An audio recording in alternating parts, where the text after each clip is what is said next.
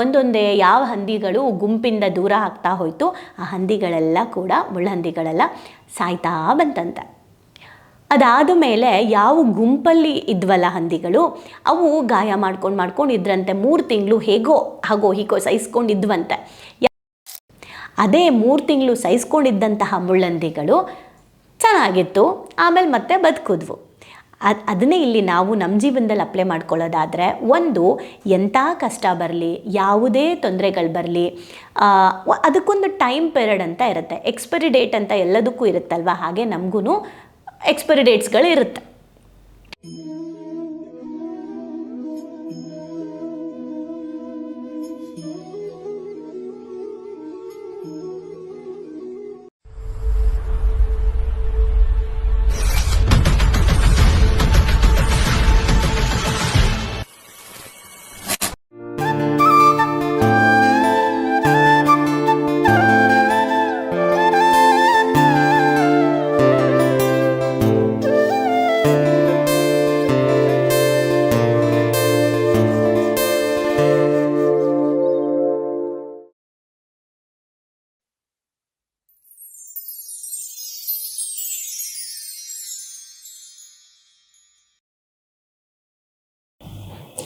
ನಮಸ್ತೆ. ರಾಜಮ್ಮ ಡಿ.ಕೆ ಅವರು ಬರೆದಿರುವಂತಹ ಪುಸ್ತಕ ಒಂದು ಕತೆ ಹೇಳ, ಸ್ಫೂರ್ತಿದಾಯಕ ಕತೆಗಳು. ಈ ಪುಸ್ತಕದಿಂದ ಇವತ್ತು ನಾನು ಓದ್ತಾ ಇರುವಂತಹ ಕತೆಯ ಹೆಸರೇನಂದ್ರೆ, ಸುಖ ಬೇಕೆಂದರೆ ಕಷ್ಟ ಸಹಿಸಿಕೊಳ್ಳಲೇಬೇಕು. ಸುಖ ಬೇಕಾ? ಹಾಗಿದ್ರೆ ಕಷ್ಟನ ಸಹಿಸ್ಕೊಳ್ಳೇಬೇಕು. ನಮ್ಗೆ ಹೆಂಗೆ ಅಂದರೆ, ಸುಖ ಮಾತ್ರ ಬೇಕು, ಕಷ್ಟ ಮಾತ್ರ ಬೇಡ, ಬಟ್ ಸಹಿಸ್ಕೊಳ್ಳೇಬೇಕು. ಅದಕ್ಕೊಂದು ಒಳ್ಳೆ ಕತೆ, ತುಂಬ ಚಿಕ್ಕ ಕತೆ. ಓಕೆ, ಒಂದು ತುಂಬಾ ಚಳಿಗಾಲ ಇರುತ್ತಂತೆ, ಸಿಕ್ಕಾಪಟ್ಟೆ ಚಳಿ ಇರುತ್ತಂತೆ. ಆ ಟೈಮಲ್ಲಿ ಸುಮಾರು ಮುಳ್ಳಂದಿಗಳು ಒಂದು ಕಡೆ ವಾಸ ಮಾಡ್ತಾ ಇರುತ್ತಂತೆ. ಎಲ್ಲರೂ ಚಳಿ ಅಂತ ಹೇಳಿ ಸುಮಾರು ಮುಳ್ಳಂದಿಗಳು ಒಂದೊಂದೇ ಡೆತ್ ಆಗ್ತಾ ಇರುತ್ತಂತೆ. ಇದನ್ನ ನೋಡ್ಬಿಟ್ಟು ಎಲ್ಲರೂ ಸೇರಿ ಒಂದು ಮೀಟಿಂಗ್ ಮಾಡ್ತಾರಂತೆ. ಮಾಡಿಬಿಟ್ಟು ಓಕೆ, ಒಂದು ಕೆಲಸ ಮಾಡೋಣ, ನಾವೆಲ್ಲರೂ ನಮ್ಮ ಜೀವನ ಉಳಿಸ್ಕೋಬೇಕು ಅಂದರೆ ನಾವೇನಾದರೂ ಒಂದು ಉಪಾಯ ಮಾಡಬೇಕು. ನನಗನ್ಸುತ್ತೆ ನಾವೆಲ್ಲ ಬೇರೆ ಆಗಿರೋದಕ್ಕೆ ಚಳಿ ಆಗ್ತಾ ಇದೆ, ನಾವೆಲ್ಲ ಒಟ್ಟಿಗೆ ಅಂಟ್ಕೊಂಡಿದ್ರೆ ನಮ್ಮೆಲ್ಲರೂ ಬಿಸಿ ಕಾವಿಂದ ನಮಗೆ ಚಳಿ ಕಡಿಮೆ ಆಗುತ್ತೆ ಅಂತ ಹೇಳಿದ್ರಂತೆ. ಒಂದು ಹಂದಿ ಮೆಸೇಜ್ ಕೊಡ್ತಂತೆ, ಓಕೆ, ಐಡಿಯಾ ಕೊಡ್ತಂತೆ. ಆಗ ಸರಿ, ಇದು ಒಳ್ಳೆ ಚೆನ್ನಾಗಿದೆ ಅಂತೇಳಿ ಎಲ್ಲರೂ ಒಪ್ಕೊಂಡು ಎಲ್ಲ ಮುಳ್ಳಂದಿಗಳು ಹೊಂದಾಯ್ತಂತೆ. ಆ ಒಂದಾದ ಮೇಲೆ ಚಳಿ ಕಡಿಮೆ ಆಯ್ತಂತೆ, ಬೆಚ್ಚಗಿದ್ರಂತೆ. ಓಕೆ, ಆದರೆ ಇವು ಮುಳ್ಳಹಂದಿಗಳು, ಮುಳ್ಳೇನಾಗುತ್ತೆ, ಚುಚ್ಚುತ್ತೆ. ಸೊ ಒಂದು ಹಂದಿಯಿಂದ ಇನ್ನೊಂದು ಹಂದಿ ಮಧ್ಯದಲ್ಲಿ ಅದು ಮುಳ್ಳು ಚುಚ್ಚುತ್ತಾ ಇತ್ತಂತೆ, ಇನ್ನೊಂದು ಹಂದಿಗೆ ಮುಳ್ಳು ಚುಚ್ಚುತ್ತಾ ಇತ್ತಂತೆ. ಅಂದರೆ ಅದು ಒತ್ಕೊಳ್ತಾ ಮುಳ್ಳು ಚುಚ್ಚುತ್ತಾ ಗಾಯಗಳಾಗಕ್ಕೆ ಸ್ಟಾರ್ಟ್ ಆಯ್ತಂತೆ. ಅವಾಗ ಇವರು ಅಯ್ಯೋ ಇದೇನಪ್ಪ ಹಿಂಗೆ ಗಾಯ ಎಲ್ಲ ಆಗ್ತದೆ ಅಂದ್ಬಿಟ್ಟು ಕೆಲವು ಹಂದಿಗಳೆಲ್ಲ ಹೋಗ್ಬಿಡ್ತಂತೆ, ಅಂದರೆ ಆಚೆ ಹೋಗ್ಬಿಡ್ತಂತೆ. ನನಗಾಗಲ್ಲ ಈ ಗಾಯಗಳಿಂದ ತರ್ಕೊಳ್ಳೋಕ್ಕೆ, ನಾನು ಹಂಗೆ ಇರ್ತೀನಿ ಪರವಾಗಿಲ್ಲ ಅಂದ್ಬಿಟ್ಟು ನಾನೇ ಬೆಚ್ಚಗಿರ್ತೀನಿ ಅಂತ ಹೋಯ್ತಂತೆ. ಹೋದ್ಮೇಲೆ ಒಂದೊಂದೇ ಯಾವ ಹಂದಿಗಳು ಗುಂಪಿಂದ ದೂರ ಆಗ್ತಾ ಹೋಯ್ತು, ಆ ಹಂದಿಗಳೆಲ್ಲ ಕೂಡ ಮುಳ್ಳಹಂದಿಗಳೆಲ್ಲ ಸಾಯ್ತಾ ಬಂತಂತೆ. ಅದಾದ ಮೇಲೆ ಯಾವ ಗುಂಪಲ್ಲಿ ಇದ್ವಲ್ಲ ಹಂದಿಗಳು, ಅವು ಗಾಯ ಮಾಡ್ಕೊಂಡು ಇದ್ರಂತೆ. 3 ತಿಂಗಳು ಹೇಗೋ ಹಾಗೋ ಹೀಗೋ ಸಹಿಸ್ಕೊಂಡಿದ್ವಂತೆ. ಯಾವ್ಯಾವ ಬಿಟ್ಟು ಹೋದ್ವು ಅವೆಲ್ಲವೂ ಕೂಡ ಹೋಗಿ ಒಂದು 3-4 ದಿನಕ್ಕೆಲ್ಲ ಡೆತ್ ಆಗ್ತಾ ಇತ್ತಂತೆ. ಇವೆಲ್ಲ ಹೊಂದ್ಕೊಂಡಿದ್ದು 3 ತಿಂಗಳು ಕಂಪ್ಲೀಟ್ ಆಗಿ ಚಳಿಗಾಲ ಮುಗಿದ ಮೇಲೆ ವಾಪಸ್ ಅವಕ್ಕೆ ಹುಷಾರಾಗಕ್ಕೆ ಸ್ಟಾರ್ಟ್ ಆಯ್ತಂತೆ, ಬೆಚ್ಚಗಿರಕ್ಕೆ ಶುರುವಾದ್ವಂತೆ. ಆವಾಗ ಎಲ್ಲವೂ ದೂರ ಬಂದು ಎಲ್ಲವೂ ಮೆಡಿಸಿನ್ಸ್ ಎಲ್ಲ ಮಾಡಿಕೊಂಡು ಆರೋಗ್ಯನೂ ಚೆನ್ನಾಗಿ ನೋಡಿಕೊಂಡು ಎಲ್ಲ ಹಂದಿಗಳು ಹುಷಾರಾಯ್ತಂತೆ. ಏನು ಈ ಕತೆ ಹೇಳ್ತಾ ಇದೆ ಅಂದರೆ, ಇಲ್ಲಿ ನಾವು ತುಂಬ ನೀಟಾಗಿ ಅರ್ಥ ಮಾಡ್ಕೊಬೇಕಾಗಿರೋದು, ಕೆಲವು ಬಾರಿ ನಾವು ಒಂದು ಒಳ್ಳೆಯ ಸಂಘಗಳಲ್ಲಿ ಇರ್ತೀವಿ, ಒಂದು ಒಳ್ಳೆಯ ಜನಗಳ ಜೊತೆ ಇರ್ತೀವಿ. ನಮ್ಮ ತಲೆಗೆ ಏನೋ ಬಂದ್ಬಿಡುತ್ತೆ, ಅಲ್ಲೇನೋ ಒಂದು ಕಷ್ಟ ಆಗುತ್ತೆ, ಏನೋ ಒಂದು ಇರಿಟೇಟ್ ಆಗ್ಬೋದು, ಏನೋ ಒಂದು ಚಿಕ್ಕ ತಪ್ಪು ಕಾಣಿಸ್ಬೋದು.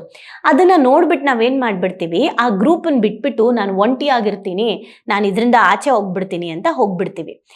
ಅಲ್ಲಿ ಹೋದಾಗ ಅಲ್ಲಿ ನಮಗೆ ಆ ಒಂದು ಸವಾಲನ್ನು ಎದುರಿಸೋ ಶಕ್ತಿ ಇಲ್ಲದೆ ನಾವು ಸೋಲ್ಬಹುದು. ಇಲ್ಲಿ ಹಂದಿಗಳು ಡೆತ್ ಆಯಿತು ಅಂತ ಹೇಳ್ತಿದ್ದಾರೆ.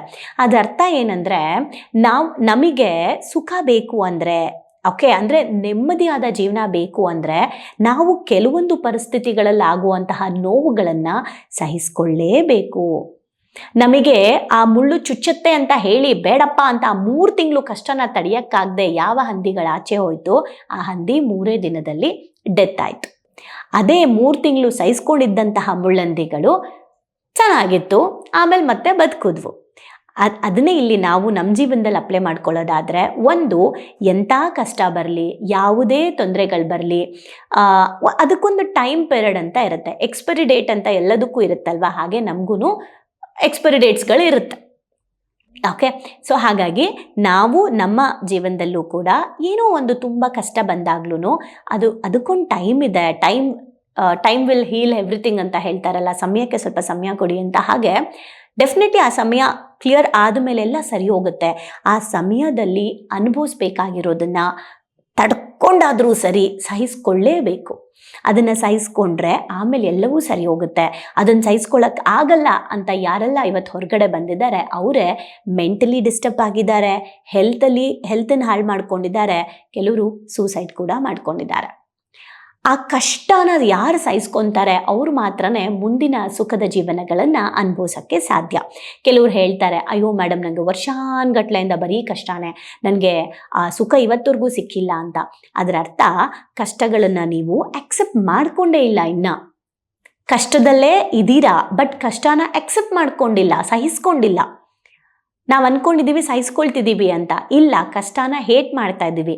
ನಮ್ಮ ಭಾವನೆಗಳಿಗೊಂದು ಶಾಲೆಯಲ್ಲಿ ಹೇಟ್ ಮಾಡಿದ್ರೆ ವಿಷಯಗಳು ಜಾಸ್ತಿ ಆಗುತ್ತೆ ಅನ್ನೋದನ್ನೇ ಹೇಳ್ತಾ ಇರೋದು. ಹೇಗೆ ಭಾವನೆಗಳು ಹೆಚ್ಚಾಗ್ತಾ ಹೋಗುತ್ತೆ, ನೆಗೆಟಿವ್ ಎಮೋಷನ್ಸ್ ಅಂಥೇಳಿ. ಇಲ್ಲೂ ಹಾಗೇನೆ ಆ ಹಂದಿಗಳು 3 ತಿಂಗಳು ಸಹಿಸ್ಕೊಂಡು ಇದ್ಬಿಟ್ಟಿದ್ದಿದ್ರೆ ಅವರು ಬದುಕ್ತಾ ಇದ್ರು. ಆ 3 ತಿಂಗಳು ತಡ್ಕೊಳಕ್ಕಾಗದೆ ಒಂದೊಂದೇ ಡೆತ್ ಆಗ್ತಾ ಹೋದ್ರು. ಹಾಗೆ ನಾವು ಪಾಸಿಟಿವ್ ಪೀಪಲ್ಸ್ಗಳ ಜೊತೆ ಇರಬೇಕಾದ್ರೆ ಅಲ್ಲಿ ಏನೋ ಒಂದು ಇಶ್ಯೂ ಆದಾಗ್ಲೂ ನಾವು ಅದನ್ನು ಸಹಿಸ್ಕೋಬೇಕು. ಹಾಗೆ ನಮ್ಮ ಜೀವನದಲ್ಲಿ ಏನೇ ಕಷ್ಟಗಳು ಬಂದರೂ ಕೂಡ ಅದಕ್ಕೊಂದು ಟೈಮ್ ಪೀರಿಯಡ್ ಅಂತ ಇರುತ್ತೆ, ಅಲ್ಲಿವರೆಗೂ ನಾವು ಅದನ್ನು ಸಹಿಸ್ಕೋಬೇಕು. ಆಗಲೇ ಮುಂದಿನ ಜೀವನ ನೆಮ್ಮದಿಯಾಗಿರೋಕ್ಕೆ ಸಾಧ್ಯ. ಈಗ ನೀವು ಯಾವ ಪರಿಸ್ಥಿತಿಯಲ್ಲಿದ್ದೀರಾ ಅಂತ ಒಂದು ಸಲ ನೋಡ್ಕೊಳ್ಳಿ. ತುಂಬ ಕಷ್ಟವಾದ ಪರಿಸ್ಥಿತಿ, ತುಂಬ ಕ್ರಿಟಿಕಲ್ ಸಿಚುಯೇಷನ್ ಏನೇ ಇರ್ಬೋದು, ಜಸ್ಟ್ ಬ್ರೀತ್ನ ಹೋಲ್ಡ್ ಮಾಡಿ, ಅದನ್ನು ಅಕ್ಸೆಪ್ಟ್ ಮಾಡಿ, ಸಹಿಸ್ಕೊಳ್ಳಿ. ಮುಂದಿನ ಜೀವನದ ಅದ್ಭುತವಾದ ಕಲ್ಪನೆಯನ್ನು ಮಾಡ್ತಾ ಇರಿ. ಡೆಫಿನೆಟ್ಲಿ ಒಳ್ಳೆಯ ದಿನಗಳು ಬಂದೇ ಬರುತ್ತೆ. ಹಾಗೆ ಆಲ್ ಈಸ್ ವೆಲ್ ಅಂತ ಏನು ಹೇಳ್ತಾರೆ, ಎಲ್ಲವೂ ಒಳ್ಳೇದು ಆಗೇ ಆಗುತ್ತೆ. ಆ ಭರವಸೆ ಯಾವತ್ತೂ ನಮ್ಮ ಜೊತೆಲಿರಲಿ. ಆ ಭರವಸೆ ಮತ್ತು ನೆಮ್ಮದಿಯ ಜೀವನಕ್ಕೆ ಈಗಿರುವಂತಹ ಕಷ್ಟಗಳನ್ನು ಸಹಿಸ್ಕೊಳ್ಳುವಂತಹ ಶಕ್ತಿ ಸಾಮರ್ಥ್ಯವನ್ನು ನಾವು ಡೆವಲಪ್ ಮಾಡಿಕೊಳ್ಳೇಬೇಕಾಗಿದೆ. ನಮ್ಮ ಎಮೋಷನ್ಸ್ನ ಗಟ್ಟಿ ಮಾಡಿಕೊಳ್ಳೇಬೇಕಾಗಿದೆ. ಹಾಗಾಗಿ ಸುಖ ಬೇಕು ಅಂತಂದರೆ ಕಷ್ಟನ ಸಹಿಸ್ಕೊಳ್ಳೇಬೇಕು ಅನ್ನೋದು ಈ ಕಥೆಯ ಸಾರಾಂಶವಾಗಿದೆ. ಚೆನ್ನಾಗಿತ್ತು ಅಲ್ವಾ? ಇವತ್ತಿಂದ ನಾವು ನಮ್ಮ ಲೈಫ್ನ ಸ್ವಲ್ಪ ಯೋಚನೆ ಮಾಡೋಣ, ಹಾಗೆ ಹೇಗೆ ಜೀವಿಸಬೇಕು ಅಂತ ನಾವೇ ತಿಳ್ಕೊಳ್ಳೋಣ. Thank you.